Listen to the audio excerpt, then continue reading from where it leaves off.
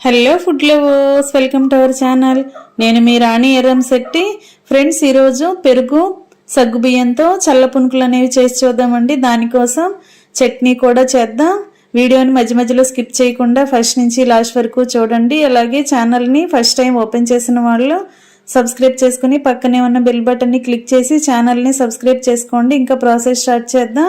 ఒక కప్పు నిండా సగ్గుబియ్యం తీసుకుని ఒక మిక్సింగ్ బౌల్లోకి వేసుకోండి. ఇలా గిన్నెలో వేసుకున్నాం కదా. ఇప్పుడు చిక్కటి పెరుగండి, పుల్లటి పెరుగుని తీసుకుని కవ్వంతో బాగా చిలికి వాటిని ఇలా సగ్గుబియ్యంలో వేసుకోండి. ఇలా వేసుకున్నాం కదా, మూత పెట్టుకుని నైట్ మొత్తం నానబెట్టుకోండి. మార్నింగ్ కల్లా బాగా నాని ఉంటాయండి. సగ్గుబియ్యం అంతా కూడా చక్కగా సాఫ్ట్గా వస్తాయి. ఇలా నానబెట్టుకుని ఉంచుకోండి. పుల్లటి పెరుగు లేదు అంటే ఫ్రెష్ పెరుగుతో అయినా మీరు సగ్గుబియ్యం నానబెట్టుకోవచ్చండి. కానీ దానిలో ఒక నిమ్మ చెక్కని రసం పిండుకోండి. అప్పుడు పెరుగు అనేది పులుపుగా ఉంటుంది. దాంతో కూడా మార్నింగ్ బ్రేక్ఫాస్ట్ అనేది ప్రిపేర్ చేసుకోవచ్చండి. అలా నానబెట్టుకున్న పిండితో కూడా మార్నింగ్ బ్రేక్ఫాస్ట్ చేసుకోవచ్చు. ఇప్పుడు నానిన సగ్గుబియ్యం పెరుగులోకి 3/4 కప్పు బియ్యం పిండి, 1/4 కప్పు మైదా పిండి వేసుకుని అవి రెండు కూడా మజ్జిగలో కలిసే వరకు బాగా కలుపుకొని మూత పెట్టుకుని ఒక అరగంట పాటు పక్కన పెట్టామంటే బియ్యం పిండి మైదా పిండి కూడా బాగా నానుతాయి.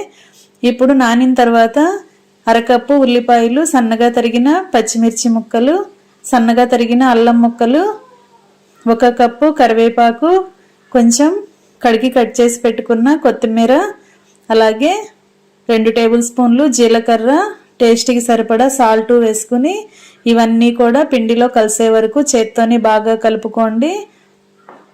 వాటర్ని అప్పుడే పోయకుండా ముందు మనం వేసిన ఇంగ్రీడియంట్స్ అన్నీ కూడా పిండిలో కలిసే వరకు కలుపుకున్న తర్వాత అవసరానికి తగ్గట్టుగా కొంచెంగా మాత్రమే వాటర్ పోసుకోండి.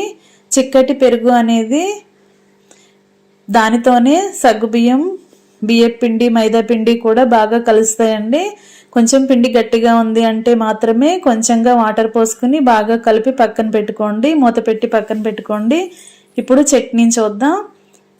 మీ ఘాటుకి తగ్గట్టుగా పచ్చిమిర్చిని ఆయిల్లో ఫ్రై చేసుకుని చల్లారిన తర్వాత మిక్సీ జార్లో వేసుకోండి. ఇప్పుడు 1 కప్పు పల్లీలను కూడా బాగా ఫ్రై చేసుకుని మిక్సీ జార్లో వేసుకోండి. దీనిలోకి టేస్ట్కి సరిపడా సాల్ట్ వేసుకుని మూత పెట్టుకుని మెత్తని పేస్ట్ లాగా గ్రైండ్ చేయండి. ఇంకా వెల్లుల్లి, జీలకర్ర, చింతపండు ఏమీ యాడ్ చేయలేదండి. ఓన్లీ పచ్చిమిర్చి, వేపుకున్న పచ్చిమిర్చి, అలాగే వేపిన పల్లీలు మాత్రమే వేసి సాల్ట్ వేసుకుని గ్రైండ్ చేశాను. ఇది ఇలా చేసినట్లయితే చట్నీ అనేది హోటల్ టేస్ట్లో బాగా కమ్మగా వస్తుందండి. స్పైసీ ఎక్కువగా ఇష్టపడే వారికి ఇలా చేసి చూడండి. చింతపండు వేయకుండానే గ్రైండ్ చేసి చూడండి, చాలా చాలా బాగుంటుంది. అలా రెడీ అయిన చట్నీని బౌల్లో వేసుకుని పోపు కూడా రెడీ చేసుకుని అలా పోపు దినుసుల్ని కూడా చట్నీలో కలిపేసుకుని చట్నీ బౌల్ని పక్కన పెట్టేసుకోండి. ఇప్పుడు నానబెట్టుకున్న సగ్గుబియ్యం పిండిని చూద్దాం. ఇలా పిండి అంతా కూడా బాగా నానింది కదా. ఇప్పుడు 1 కప్పు నిండా వాటర్ తీసుకుని చేతిని వాటర్లో తడుపుకోండి. ఇప్పుడు కుకింగ్ స్టార్ట్ చేద్దాం. స్టవ్ ఆన్ చేసుకుని కళాయి పెట్టుకుని డీప్ ఫ్రైకి సరిపడా ఆయిల్ పోసుకోండి. ఆయిల్ మీడియంలో కాగించుకోండి. మీడియం ఫ్లేమ్లో బాగా కాగిన తర్వాత చేతిని వాటర్లో తడుపుకొని నానబెట్టుకుని ఉంచుకున్న సగ్గుబియ్యం పిండిని కొంచెం కొంచెంగా తీసుకుంటూ ఆయిల్కి పట్టినన్ని పునుకులు వేసుకోండి. పునుకుల సైజ్ అనేది కొంచెం చిన్నగా ఉంటేనే కరెక్ట్గా లోపల వరకు బాగా ఫ్రై అయి తింటున్నప్పుడు చాలా క్రిస్పీగా టేస్టీగా వస్తాయండి. ఇలా నేను చూపించిన సైజులో మాత్రమే మీరు కూడా వేసుకోండి. వేసిన తర్వాత గరిటెతో మొత్తం కలుపుకుంటూ ఉన్నట్లయితే ఈవెన్గా అన్నీ కూడా ఫ్రై అవుతాయి. మొత్తం కరెక్ట్గా ఫ్రై అయిన తర్వాత ఆయిల్ నుండి తీసేసుకోండి. ఆయిల్ అంతా కూడా కిందకు వచ్చేసిన తర్వాత ప్లేట్లోకి వేసి పెట్టుకోండి. ఇదే విధంగా మిగిలిన పిండిని కూడా చేతిని వాటర్లో తడుపుకుంటూ పిండిని చేత్తో కొంచెం కొంచెంగా తీసుకుంటూ సెకండ్ బ్యాచ్ కూడా ఇలా వేసుకోండి. ఫ్రెండ్స్, ఎప్పుడు ఇడ్లీ, దోశ, ఉప్మా లాంటివి కాకుండా ఒకరోజు ఇలాంటి బ్రేక్ఫాస్ట్ని ప్రిపేర్ చేసి ఫ్యామిలీకి సర్వ్ చేయండి. బ్రేక్ఫాస్టే కాదండి, ఈవినింగ్ టైంలో, టీ టైంలో స్నాక్స్ అనేవి ప్రిపేర్ చేస్తాం కదా, ఆ టైంలో కూడా వీటిని ప్రిపేర్ చేసి పిల్లలకి, ఫ్యామిలీకి సర్వ్ చేయండి. చిక్కటి పెరుగు వేసుకున్నప్పుడు మాత్రమే పునుకులు అనేవి చాలా కమ్మగా, టేస్టీగా, లోపలంతా కూడా గుల్లగుల్లగా వస్తాయండి. పిండిగా లేకుండా లోపల వరకు చక్కగా గుల్లగా సాఫ్ట్గా వస్తాయి. చిక్కటి పెరుగు మాత్రమే వేసుకుని కలుపుకోండి.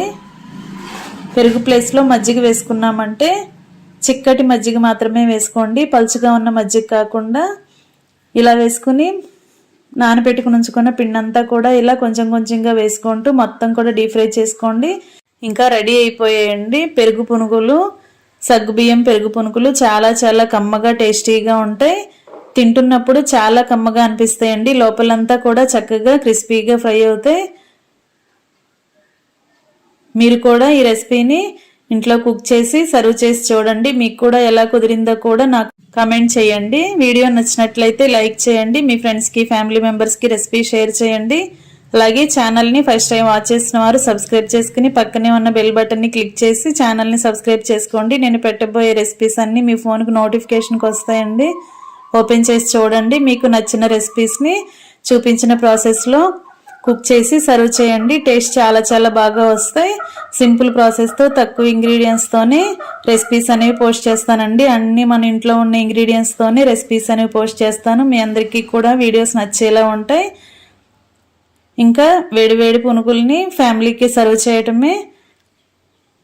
వీడియో నచ్చితే లైక్ చేయటం మాత్రం మర్చిపోకండి. మీరు కూడా కుక్ చేసి ఖచ్చితంగా ట్రై చేసి నాకు ఎలా కుదిరాయో కామెంట్ చేసి చెప్పండి. మరొక రెసిపీతో మళ్ళీ కలుద్దాం. Thanks for watching. నేను మీ రాణి ఎర్రంశెట్టి.